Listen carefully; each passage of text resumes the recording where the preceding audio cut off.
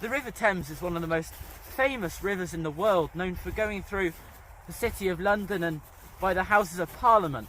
And currently I'm following the Thames footpath. It goes all the way from the source of the River Thames right down to the mouth. And currently I'm here and I'm about to visit the source of the River Thames, which very few people know about.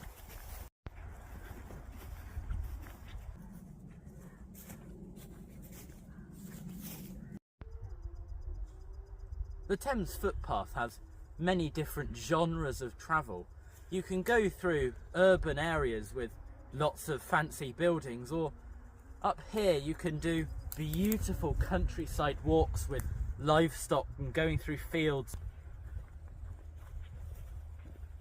We are approaching the actual source. Now, it is debated whether it is the source or not, as there's a few locations where it could be. It's difficult to tell where the source is.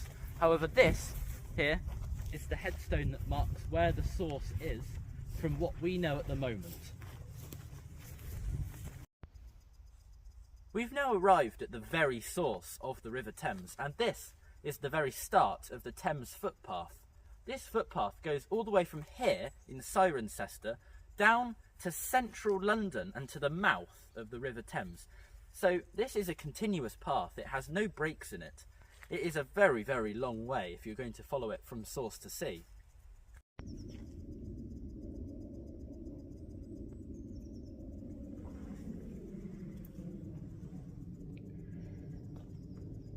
This hole here could be the most important hole in Britain, because even though there's no water here now, when it floods, this is where all the spring water comes out from. You might not be able to imagine it, but this entire area can be flooded with water.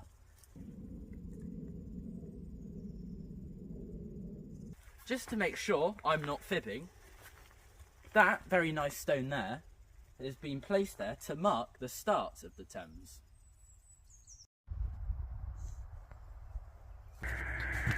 We've just crossed the A433 and we're further along the Thames path now, on our hunt for some water.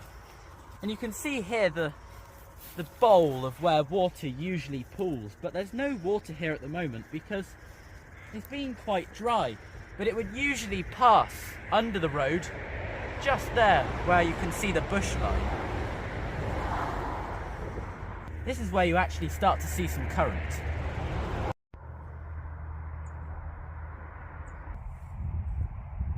So we're about a quarter of a mile now away from the source of the Thames, and that there is the floodplain I just showed, and this here is where the Thames starts to narrow into more of a direct channel, and this is where you start to see a rocky riverbed. In normal times there'd be a few inches of water flow here, but there's not flow at the moment.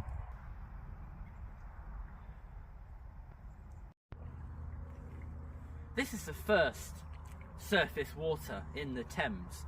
Most of this water is coming from a connecting stream just there, which has completely filled the channel up, and it will only get wider and meander more from here.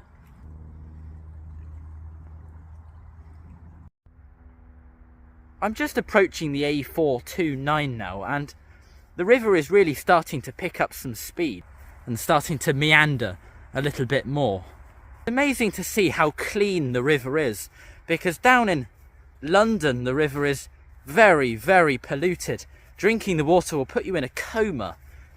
Here the water is all spring water and is very, very clear. I'm right next to the A429 now, and this is the nearby way you park if you want to walk along this section of the Thames path.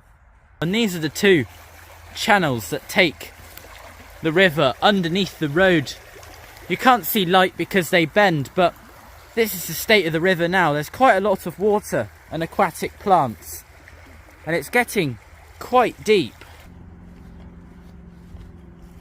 We're in a small area of woods now, and the River Thames has got quite a lot of water, but deposition in the river has caused a large pool to form here, and people use this for swimming, you'll very frequently see swimmers in this area because it's a nice place to cool off and it is very deep. We've reached the end of our journey along the short stretch of the Thames path, and we've reached a road bridge, as you can hear. The road has no name, so I'm sorry I can't really say where we are, but you can see here that the river is quite substantial now. Many streams have added to it. We've travelled quite a long way since the source, but we could travel all the way until central London.